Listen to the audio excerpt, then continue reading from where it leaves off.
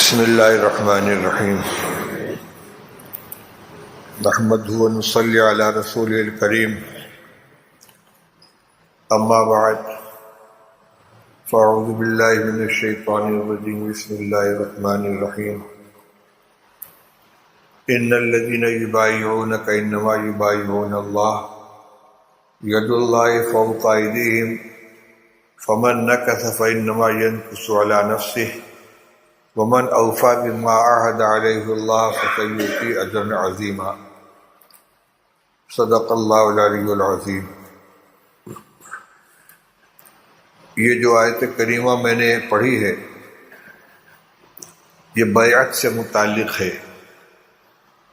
اس میں اللہ جل شانہ نے حضرت نبی کریم صلی اللہ علیہ وسلم کو مخاطب کر کے ارشاد فرمایا ہے کہ بلا شبہ جو لوگ آپ سے بیعت کرتے ہیں وہ اللہ سے بیعت کرتے ہیں۔ ید اللہ فوق ایدیہم، اللہ کا ہاتھ ان کے ہاتھ کے اوپر ہے۔ جب بیعت کی جاتی ہے تو اس میں ہاتھ میں ہاتھ دیا جاتا ہے۔ بیعت کرنے والے کا ہاتھ، جو بیعت کرواتا ہے اس کا ہاتھ نیچے ہوتا ہے اور بیعت کرنے والے کا ہاتھ اوپر ہوتا ہے، اور اگر مصافحہ کر لیا تو دائیں بائیں ہیں۔ تو اللہ تعالیٰ فرماتی ید اللہ فوق ایدیہم، جو لوگ آپ سے بیعت کرتے ہیں، آپ کے ہاتھ پہ اپنا ہاتھ رکھتے ہیں تو اللہ کا ہاتھ ان کے ہاتھ کے اوپر ہے، یعنی ان کا ہاتھ اللہ کے اور رسول اللہ صلی اللہ علیہ وسلم کے ہاتھ کے بیچ میں ہے۔ یہ حقیقت ہے، اس کو ذہن میں رکھیں۔ جب اللہ سے عہد کیا ہے پھر آگے فرماتے فمن نکث فانما ینکث علی نفسہ، جو عہد کر لینے کے بعد اسے توڑے گا وہ اپنا نقصان کرے گا۔ ومن اوفی بما عاہد علیہ اللہ فسیؤتی اجرا عظیما، اور جو اس عہد کو پورا کرے گا جو اس نے اللہ سے کیا ہے، اللہ تعالیٰ اسے اجر عظیم عطا فرمائیں گے۔ بعض بزرگوں کے یہاں خاص طور سے حضرت مولانا حسین احمد صاحب مدنی رحمۃ اللہ علیہ کی بیعت کے جو الفاظ ریکارڈ میں سنے ہیں وہ یہ جملہ بھی کہلواتے تھے، بیعت کی میں نے جناب محمد الرسول اللہ صلی اللہ علیہ وسلم سے واسطہ ان کے خلفاء کے۔ یہ اس لیے دہرا رہا ہوں کہ یہ نہ سوچیں کہ آیت کریمہ میں تو ان لوگوں کا تذکرہ ہے جو رسول اللہ صلی اللہ علیہ وسلم سے بیعت کرتے تھے، کہ جو لوگ آپ سے بیعت کرتے ہیں وہ اللہ سے بیعت کرتے ہیں اور اللہ کا ہاتھ ان کے ہاتھ کے اوپر ہے۔ لیکن ہم تو بہت دور چلے آئے، ہم تو رسول اللہ صلی اللہ علیہ وسلم سے بیعت نہیں کر رہے ہیں۔ لیکن حقیقت یہ ہے کہ یہ ایک زنجیر ہے، ایک سلسلہ ہے جس کی کڑی یہاں سے لے کر رسول اللہ صلی اللہ علیہ وسلم تک ملی ہوئی ہے۔ حضور صلی اللہ علیہ وسلم کے ہاتھ پر بیعت کی حضرت صدیق اکبر رضی اللہ عنہ نے، ان کے ہاتھ پہ حضرت عمر فاروق نے، ان کے ہاتھ پہ حضرت عثمان نے، ان کے ہاتھ پہ حضرت علی نے، ان کے ہاتھ پہ حسن بصری نے، اور پھر یہ سلسلہ چلتے چلتے یہاں تک چلا آیا۔ اسی کو سلسلہ کہتے ہیں۔ کون سے سلسلے سے جڑے ہوئے، کون سا سلسلہ ہے؟ سلسلہ کہتے ہیں زنجیر کو۔ اس لیے ادھر کا سرا تو ہمارے ہاتھ میں ہے لیکن آخری سرا رسول اللہ صلی اللہ علیہ وسلم سے جا کر ملا ہوا ہے۔ اس لیے حقیقت میں یہ بیعت اللہ کے رسول صلی اللہ علیہ وسلم ہی سے ہو رہی ہے، اور ہم سب اس عہد کے پابند ہیں جس کا اس آیت کریمہ میں تذکرہ کیا گیا۔ اس لیے سب سے زیادہ اہم چیز یہ ہے کہ جلوت و خلوت میں اپنے آپ کو ہر طرح کی گناہ سے بچائیں۔ عموماً ذہن میں یہ چیز ہوتی ہے کہ چند معمولات کو پورا کر لینا یہ بیعت کا حاصل ہے، اور اس میں بھی ایک غلط فہمی یہ ہے کہ جو چیز سب سے زیادہ اہم ہے وہ تیسرے نمبر پر چلی جاتی ہے، اور جو اس کے بعد والی دوسرے نمبر پر چلی جاتی ہے، جو سب سے آخر ہے اس کو پہلا نمبر دے دیتے ہیں۔ اس کی تشریح یہ ہے کہ عام طور سے بیعت کے بعد 3 معمولات بتلائے جاتے ہیں۔ نماز پنجگانہ کی پابندی کرو، قرآن پاک کی تلاوت کرو، اور صبح شام کی تسبیحات، تو ذہن یہ بنتا ہے کہ نماز تو سب لوگ پڑھتے ہیں، تلاوت بھی سب لوگ کرتے ہیں، بیعت کا حاصل کیا نکلا؟ چند تسبیحات کو پورا کر لینا۔ اور اگر کچھ دن تسبیحات کی پابندی ہو گئی تو اگلا سبق یہ ہے ذکر جہری کا، تو ذکر جہری ہمارا گویا اصل مقصود بن جاتا ہے۔ حالانکہ اہمیت کے اعتبار سے دیکھا جائے تو سب سے زیادہ اہمیت کس چیز کی ہے؟ نماز با جماعت پنجگانہ مسجد کے اندر اہتمام سے ادا کرنا، یہ سب کے لیے بیعت میں اس کا تذکرہ تاکید کے لیے، یاد دہانی کے لیے کیا جاتا ہے کہ دیکھو یہ سب سے اہم کام ہے۔ اور نماز کا اگر اہتمام ہے تو پورے دین کا اہتمام ہوگا، اور نماز کے بارے میں اگر سستی ہے، غفلت ہے، تو باقی ہر چیز کے اندر سستی ہوگی۔ اسی لیے حضرت عمر رضی اللہ تعالیٰ عنہ اپنے گورنروں کو یہ ہدایت بھیجتے تھے، ان اہم امورکم عندی الصلاۃ، اے لوگو، اے عاملو، اے گورنرو، تمہارے تمام معاملات میں میرے نزدیک سب سے زیادہ اہم نماز کا معاملہ ہے۔ یہ کون لوگ تھے مخاطب؟ جو پورے ملک کے گورنر تھے، حاکم تھے۔ کوئی ملک شام کا حاکم ہے، کوئی ملک عراق کا حاکم ہے، کوئی ملک مصر کا حاکم ہے، جن کے ذمے پورے ملک کا انتظام ہے، جس میں فوج کی نگرانی بھی ہے، سرحدوں کی حفاظت بھی ہے، جزیوں کی وصولی بھی ہے، لشکروں کی ترتیب بھی ہے، اللہ اور دشمنوں سے مقابلہ اور جہاد بھی ہے۔ لیکن حضرت عمر فرماتے ہیں سب سے اہم نماز ہے۔ جو اس نماز کی حفاظت کرے گا وہ پورے دین کی حفاظت کرے گا، جس کو ضائع کرے گا وہ پورے دین کو ضائع کرے گا۔ تو ہماری توجہ سب سے زیادہ نماز کے اوپر ہونی چاہیے۔ اور توجہ کا مطلب کیا ہے کہ نماز میں 3 چیزیں ہماری اصلاح کی ہیں جن کی طرف توجہ رہنی۔ ایک نماز کی ظاہری شکل ہے، ایک نماز کی اذکار اور تلاوت ہے، اور ایک نماز پڑھنے والے کی قلبی کیفیت ہے۔ سب سے پہلے نمبر پر کون ہے؟ ظاہری شکل، جس کو نماز کی 52 سنت کہا جاتا ہے۔ قیام کیسے ہونا چاہیے، کیسے کھڑے ہو، رخ کیسے ہو، ہاتھ اٹھائیں تو انگلیاں کس طرح ہو، کان تک انگلی لے جائیں، اللہ اکبر کہیں، ہاتھ کیسے باندھیں، رکوع میں پشت کیسی ہونی چاہیے، سجدے میں کیسی حیت ہونی چاہیے۔ یہ جو ظاہری شکل ہے، تعدیل ارکان کے ساتھ اطمینان سے تمام ارکان کو ادا کرنا، یہ وہ عمل ہے کہ جس کے بارے میں رسول اللہ صلی اللہ علیہ وسلم نے ایک صحابی حضرت خلاد بن رافع رضی اللہ تعالیٰ سے فرمایا تھا، قم فصلی فإنک لم تصلی۔ ان کے قلب کی کیا کیفیت تھی؟ وہ آپ کے سامنے وہ چیز نہیں تھی۔ اسی طرح وہ نماز میں کیا پڑھ رہے تھے آپ نے نہیں دیکھا تھا۔ ہوا یہ کہ رسول اللہ صلی اللہ علیہ وسلم مسجد نبوی میں تشریف فرما ہے، ایک صاحب آئے، مسجد میں داخل ہوئے، جلدی 2 رکعت نماز ادا کی، پھر حضور کے پاس پہنچے کہ السلام علیکم، عارفن وعلیکم السلام، قم فصلی فإنک لم تصلی۔ سلام کا جواب بھی فرم پھر سے نماز پڑھو، تم نے نماز نہیں پڑھی۔ کمی کیا تھی ان کی نماز میں؟ یہی تعدیل ارکان میں کہ بہت تیز رکوع سجدہ کر رہے تھے، جلدی نماز پڑھتے۔ عارفن میں تم نے نماز پڑھی ہی نہیں۔ اس لیے سب سے پہلا کام کیا ہے؟ نماز کے ارکان کی ادائیگی اطمینان کے ساتھ سنت کے مطابق ہونی چاہیے۔ ہماری مساجد میں اعتکاف کے زمانے میں تو پوری سنت بیان کی جاتی ہے، اور بہت سی جگہوں پر وہ جو کتاب چھپ گئی ہے وضو اور نماز کی عملی مشق، اس میں ساری چیزیں موجود ہیں، اس کو مسجدوں میں پڑھ کر سنایا جاتا، اور جہاں نہیں سنایا جاتا وقت نکال کر لوگوں کو اس کو سنانا چاہیے اور کر کے عمل دکھلانا چاہیے، تاکہ نماز کی جو ظاہری شکل ہے، ارکان کی ادائیگی ہماری سنت کے مطابق ہو جائے۔ یہ ڈھانچہ ہے نماز کا، ڈھانچہ صحیح نہیں رہے گا تو اس کے اندر روح کہاں سے آئے گی؟ دوسرا عمل ہے نماز کے اذکار، قرآن پاک کی تلاوت، ان کو درست کیا جائے۔ بہت سے لوگ وہ ہوتے ہیں جنہوں نے بچپن میں نماز سیکھی ہے، ان کے الفاظ صحیح نہیں ہیں، دعائیں، الفاظ کی ادائیگی دعاؤں کے اندر صحیح نہیں ہوتی۔ مثال کے طور پر ایک جملہ نقل کرتا ہوں، سبحانک اللہم و بحمدک و تبارک اسمک و تعالی جدک ولا الہ غیرک. ہو گیا؟ کہیں غلطی نظر آئی اس میں؟ کیا غلطی ہے؟ وَتَعَالَى جَدُّكَ، لیکن اکثریت کیا پڑھتی ہے؟ وَتَعَالَى جَدُّكَ. لام کو الف کے ساتھ ملا کر کھینچا نہیں جاتا، تو دور کیا جائے، دائرہ بنا کر بیٹھیں، ایک دوسرے کو نماز سکھائیں، قرآن کی جو آیتیں پڑھتے ہیں، سورتیں پڑھتے ہیں، ان کی ادائیگی صحیح ہو، جو تسبیحات پڑھی جاتی ہے وہ صحیح ہو.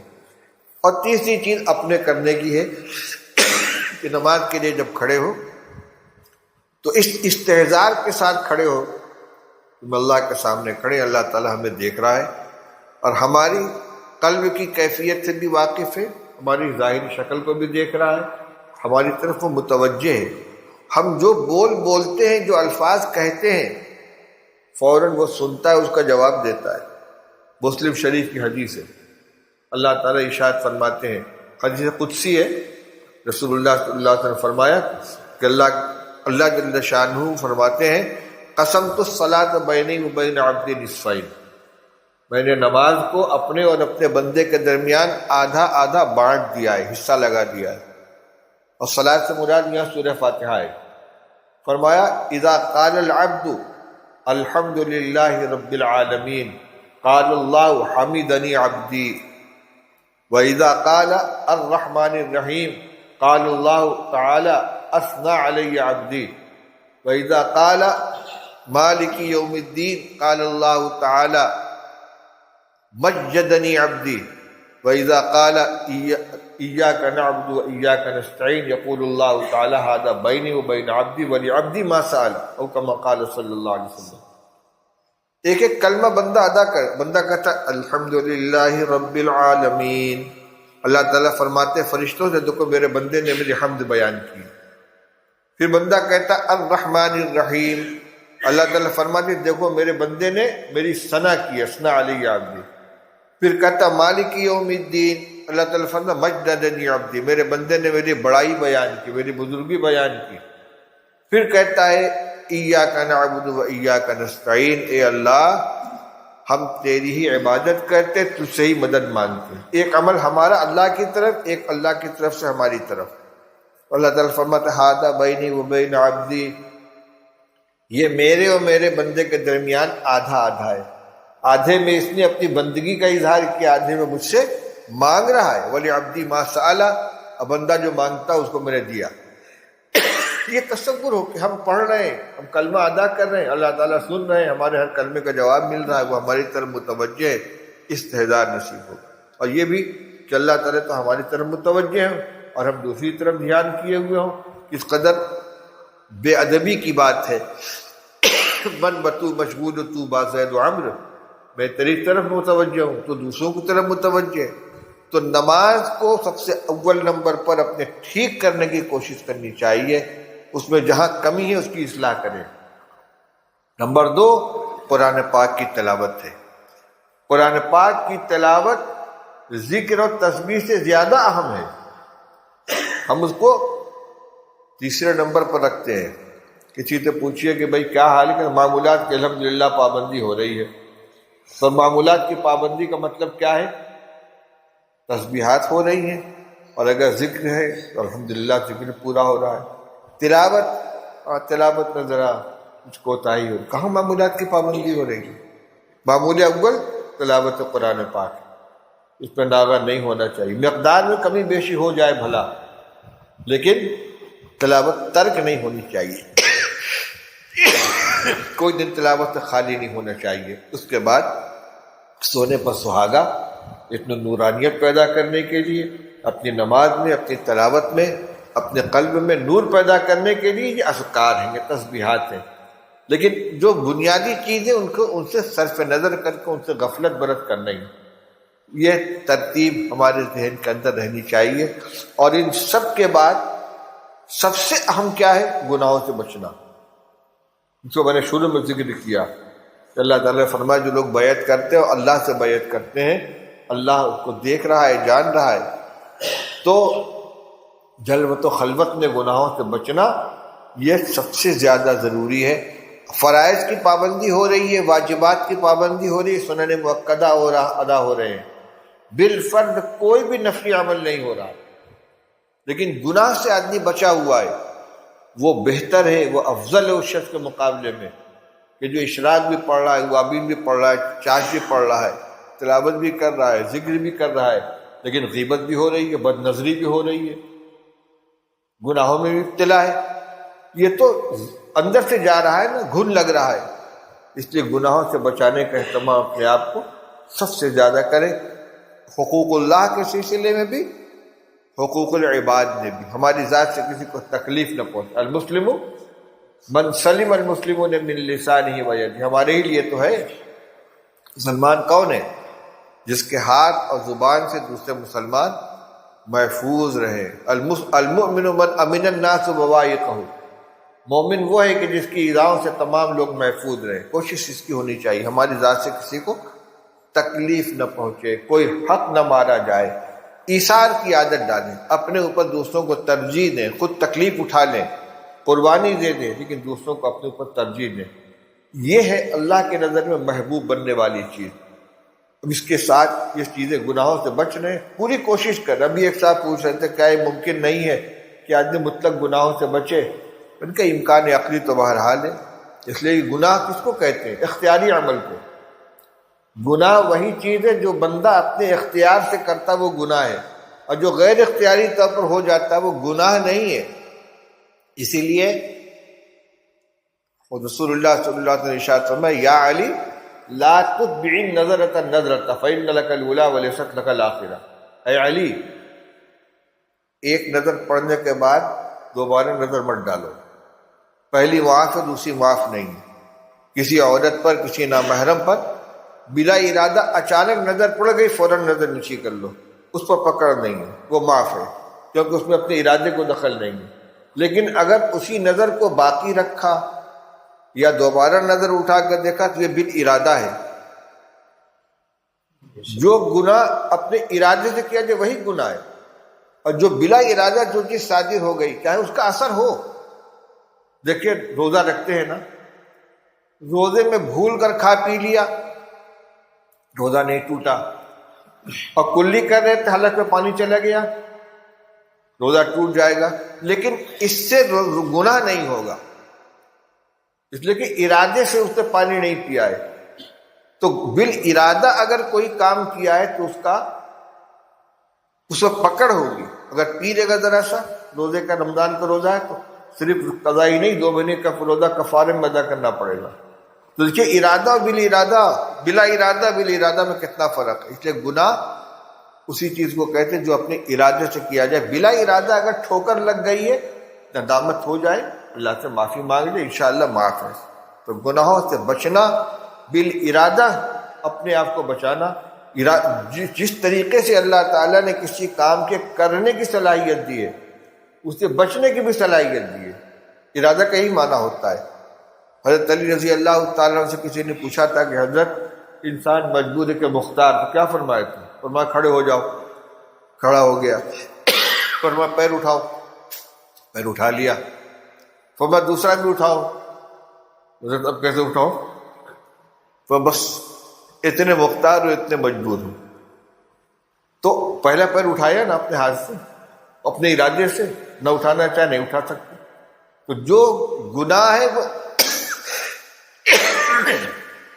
بالارادہ عمل پر ہوتا ہے۔ اس لیے اپنے آپ کو گناہوں سے بچائیں، حقوق اللہ اور حقوق العباد دونوں سلسلے میں۔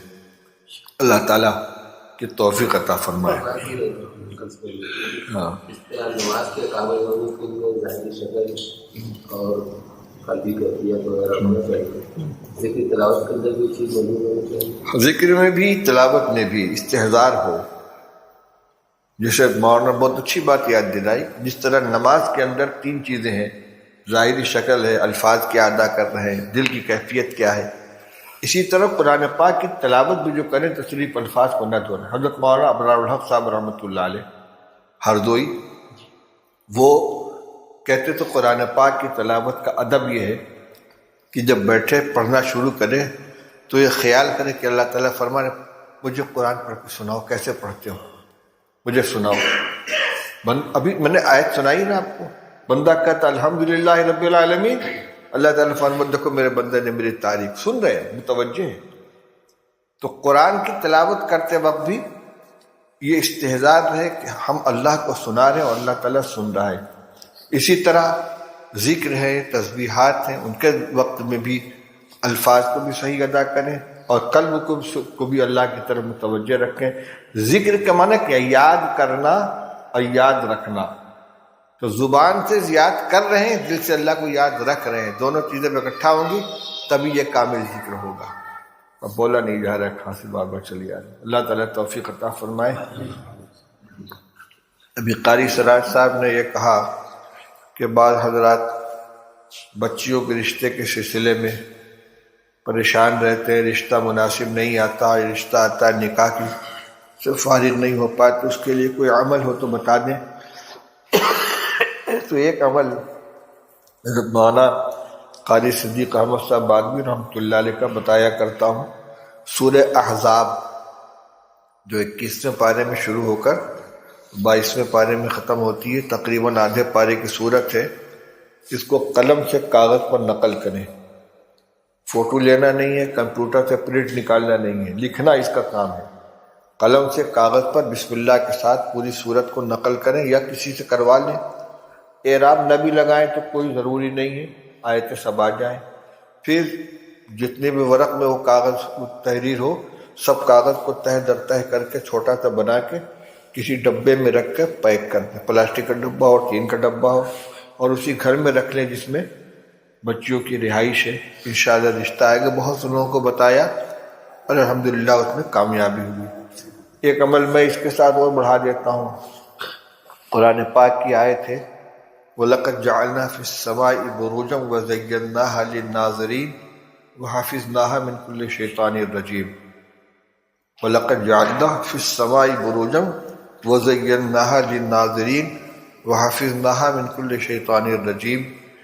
یا تو اس آیت کو پڑھ کر بچیوں کے اوپر دم کر دیا کریں، اور اگر نہیں کر سکتے تو کسی کاغذ پہ لکھ کر تعویذ کی شکل میں بنا کر پہنا دیں یا بازو پہ باندھ دیں۔